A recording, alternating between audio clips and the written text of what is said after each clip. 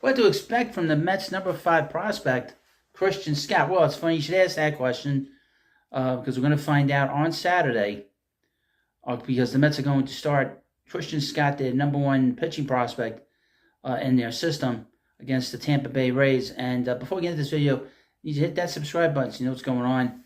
What to expect from Mets' number 5 prospect, Scott, going to MLB.com. Spoiler alert. Christian Scott is joining MLB Pipeline's top 100 prospect list on Saturday, the same day he's headed to the show.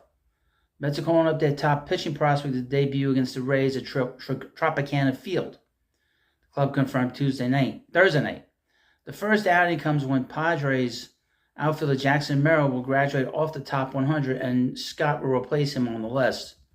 The 24-year-old right-hander posted a 3.20 ERA with 36 strikeouts and only 5 walks in 5 starts. AAA Syracuse before his call-up. His 0.71 whip led all AAA qualifiers, while his 38.3% strikeout rate and 31.9 strikeout to walk percentage each ranked second. Only MLB Pipeline's top overall pitching prospect Paul Skeens beat him in both latter categories. Scott's journey to the majors is one of pure player development, heavy emphasis on the second word.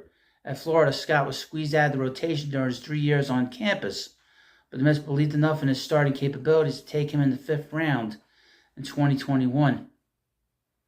The 6'4" hurler kept his sinker-slider profile for his first 2 seasons in Pro Bowl before altering his arsenal a bit last year. Throwing from a 3/4 slot, Scott began to incorporate more mid-90s four-seamers than sinkers, and his control instantly improved. Over the last 2 seasons, there have been 413 minor leaguers with at least 100 innings pitched. Scott leads that group with a 0.82 whip and 29.1 strikeout per walk percentage and ranks 4th with a 4.2% walk rate up across high A, double A, and now triple A.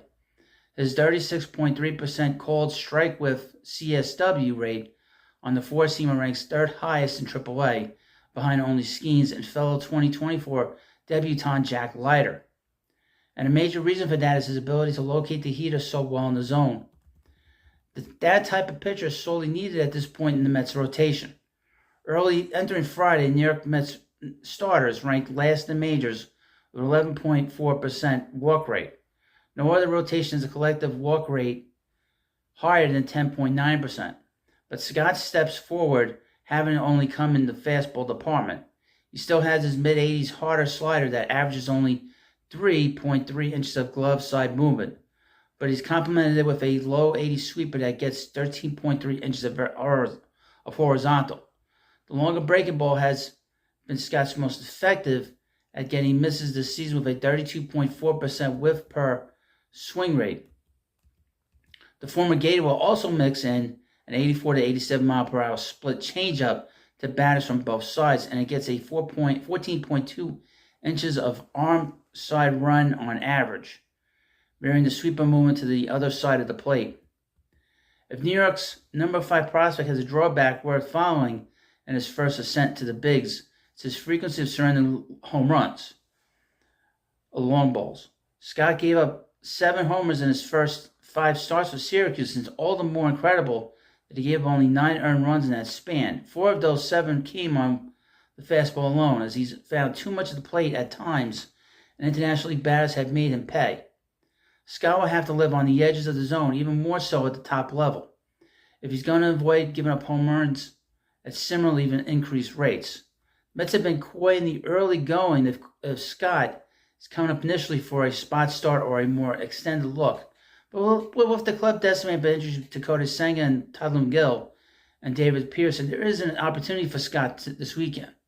Given the improved quality of his arsenal and control, he just might run away with it. Well, we'll see. He is going to be, and the article doesn't say this, he's on an innings limit. Last year he pitched 85 innings, so the word is sort of gotten out that it's going to be about 120 innings for him.